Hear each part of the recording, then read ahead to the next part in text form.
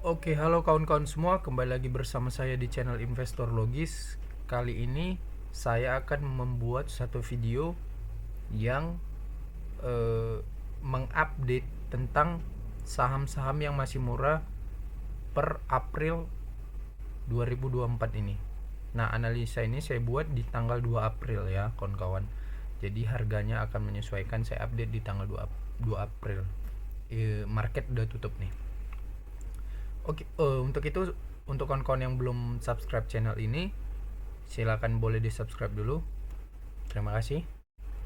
Nah, saya sudah menganalisa dan merangkum eh, saham-saham dari seluruh sektor gitu di IHSG. Kalau kita buka Stockbit itu, kalau kita analisa dari Stockbit itu, kalau kita lihat sektor ini ada sekitar berapa ya? 1, 2, 3, 4, 5, 6, 7, 8, 9, 10, 11. Ada 11 sektor ya.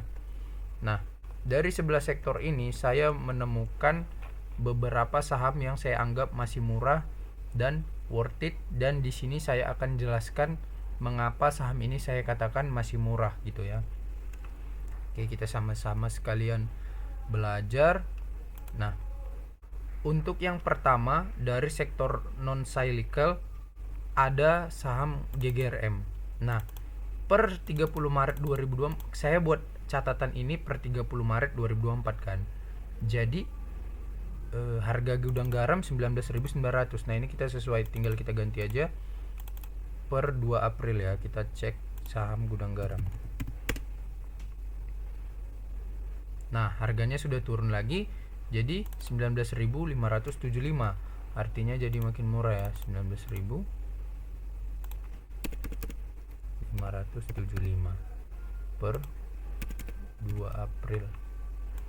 Kita ganti nih. Oke.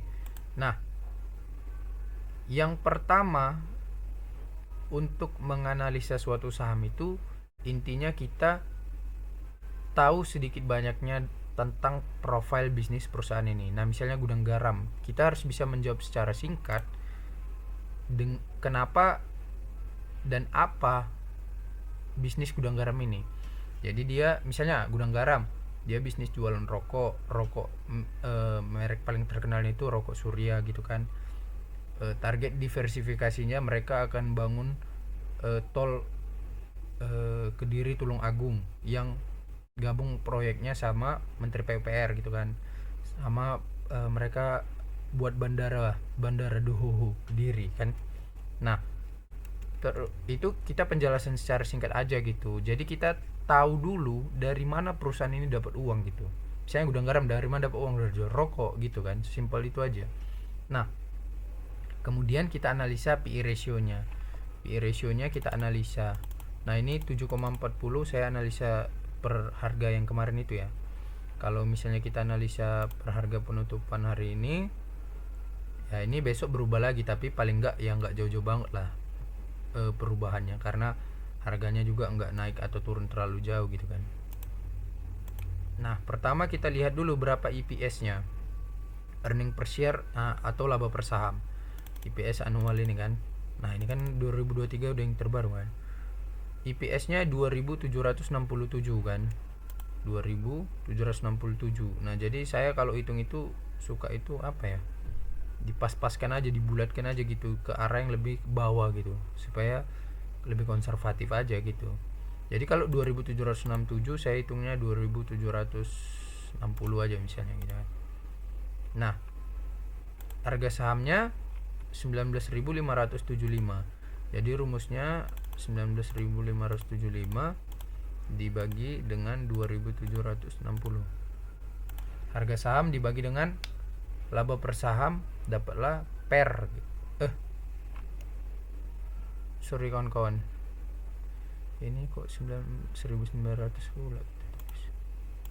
Sabar ya. Harga sahamnya 19.575 bagi 27. Nah, berarti per dari gudang garam adalah 7,09 kan. kita anggaplah 7 kali. Sekarang kita hitung price to book value nya. Nah kalau PBV nya ini nggak berubah gitu, jadi dia Gudang Garam misalnya kan, price to book value kita masuk ke ekuitasnya berapa nih, 60,8 triliun kan, 60,8 triliun. Saham beredar 2 miliar, dapatlah 30.400. Nah saya catatnya 30.400. Kemudian harga aman masuknya 20.200. Ini dari mana 20.200 ini adalah 34.100 ini saya kalikan 2 baru saya bagikan 3 kali 2/3 gitu kan. Nah kemudian dapat harga aman masuk, jadi saya lihat gitu per 2 April kan 9.575, harga aman masuknya 20.200. jadi sebetulnya dia sudah aman untuk masuk gitu kan. Nah potensi dividend yieldnya saya hitung 10%. Kenapa? Karena kalian lihat saja di sini, laba tahun 2023 Gudang Garam itu labanya 5,3 triliun kan. Nah dia naik drastis dia dari tahun sebelumnya 2,7 triliun jadi 5,3 triliun kan. Nah jadi asumsi saya dividennya itu sekitar 2.000 per lembar nanti. Kenapa gitu? Karena melihat dari sejarahnya gitu. Nah bisa kita lihat sebentar, macet jaringannya.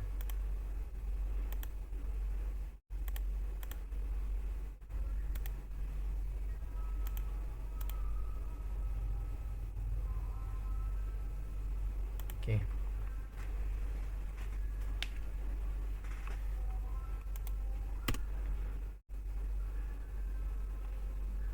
Nah dividennya kalian bisa lihat ini dari 2016 sampai 2021 dia konsisten di 2.600 dividennya kan. Kemudian Juli 2022 2.250. Nah kita lihat yang terdekat aja gitu. Kenapa dia Juli 2022 bagi dividen 2.250 dan saya menebaknya nanti dividen Gudang Garam gak jauh-jauh dari situ? Karena gini, ini kan yang 2022, yang CR 2022 ini atas laba bersih tahun 2021 berarti kan. Nah kita lihat aja laba bersih tahun 2021 berapa. Laba bersih tahun 2021 5,6 triliun kan. Nah laba bersih tahun 2023 5,3 triliun, artinya cuma beda 300 M kan. Nah jadi saya pikir dividennya nggak akan jauh-jauh dari apa yang dibagikan atas laba tahun 2021 gitu. Nah kalau mereka bagikan dividen tahun 2021 itu 2.250, maka saya terka mungkin sekitar 2.000 atau paling rendah katakanlah 1.800 gitu. Nah ini kenapa 1.200? Karena laba tahun 2022 itu 2,7 T cuman gitu. Nah itu untuk saham Gudang Garam. Jadi sesimpel itu aja untuk analisa murah atau enggaknya gitu. Untuk pendalaman lebih lanjut, kalau memang kalian baru pertama kali nganalisa sahamnya, kalian harus baca laporan tahunannya biar keyakinannya itu kokoh gitu kan. Karena kalian nggak akan tahu kalau nggak tahu track record penjualannya naik atau turun gitu, produk apa yang paling laku gitu kan. Kalau saya udah yakin aja sih gitu, karena saya udah pernah juga beli Gudang Garam dan untung di situ gitu kan. Nah untuk yang menarik dari sektor silikal ada GJTL. Nah GJTL ini kita lihat dulu. Tapi GJTL ini udah naik tinggi ya, padahal dari 1000-an udah kita analisa. Kalau kalian ingat saham GJTL ini, dalam 3 bulan terakhir dia sudah naik 28% ya. Nah kenapa GJTL? Jawabannya adalah, nah yang pertama tadi kita harus tahu dulu dia bisnis apa gitu kan. GJTL oke, Gajah Tunggal TBK, jualan apa? Jualan ban apa? Ban mobil, ban truk, ban sepeda motor, ban sepeda juga ada sih. Nah mereknya apa? Ban mobil GT Radial, ban motor IRC, Geneos gitu kan. Nah jadi kita tahu dulu kita dapat uang dari mana sih GJTL ini gitu. Dari jualan ban, udah sesimpel itu kan. Nah Harga sahamnya 1255 per 30 Maret ya. Kita update per 2 April 2024 ya.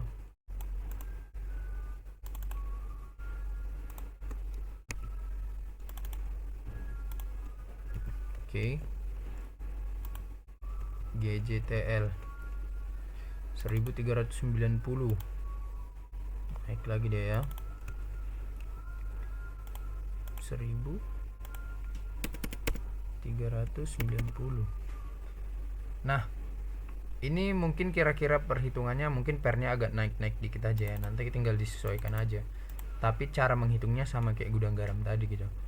Nah, pernya sekitar 4 kali, price to book value 0,50, labanya naik jadi 1,1 triliun. Nah, ini kalau kalian rinci perhatikan labanya ini laba tertinggi dia sepanjang sejarah terbaru loh. GJTL ini 1,1 T. Lihatlah ya, ini laba bersih.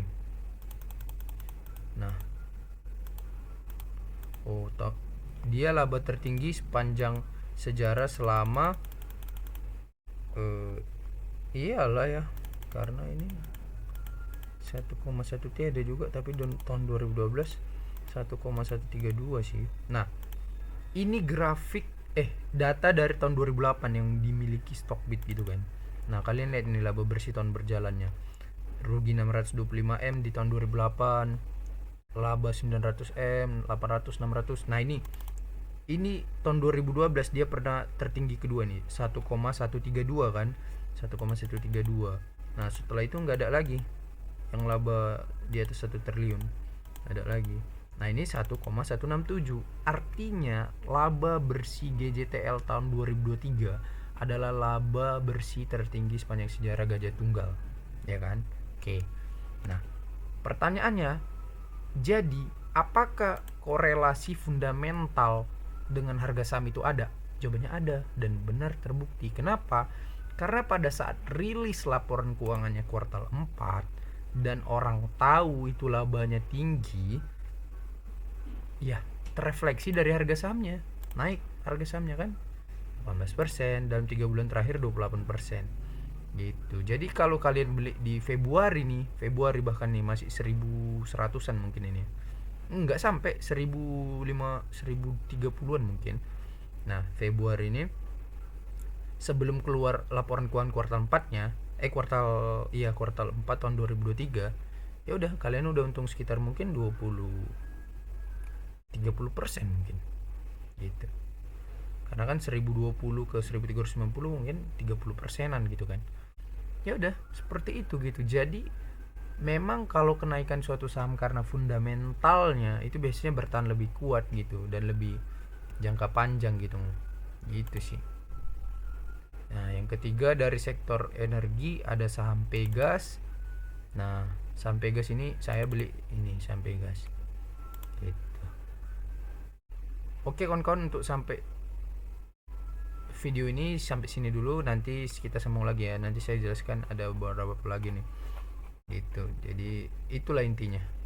Oke, sampai jumpa di video berikutnya karena nanti kalau kepanjangan gak enak juga gitu kan. Oke kawan-kawan, nanti saya sambung lagi videonya. Thank you. Halo kawan-kawan semua, khusus untuk kamu yang masih pemula dan dari nol sekali, saya sudah menyiapkan ebook untuk belajar langkah-langkah investasi saham dari nol lewat ebook ini. Ebook ini akan membantu dan menuntun kamu sampai kamu sah layak disebut menjadi investor saham. Untuk kamu yang sudah paham dasar-dasar investasi saham, saya menyiapkan ebook ini khusus untuk mendalami metode investasi saham yang saya gunakan, yakni Dividend Value Investor. Untuk kamu yang ingin tahu caranya, saya menjual ebook ini khusus untuk kamu ya. Nah, khusus untuk kamu yang ingin langsung belajar lengkap langkah-langkah investasi saham dari mulai nol sampai ke ilmu terakhirnya, kamu bisa langsung memiliki 3 ebook ini. Semua pengetahuan yang saya ketahui sudah saya tuangkan di sini. Kalau kamu butuh dan tertarik, silakan chat WA nomor di samping ini ya. Terima kasih. Nah, untuk kamu yang berminat belajar kelas online private ataupun offline, silakan hubungi nomor di bawah ini ya.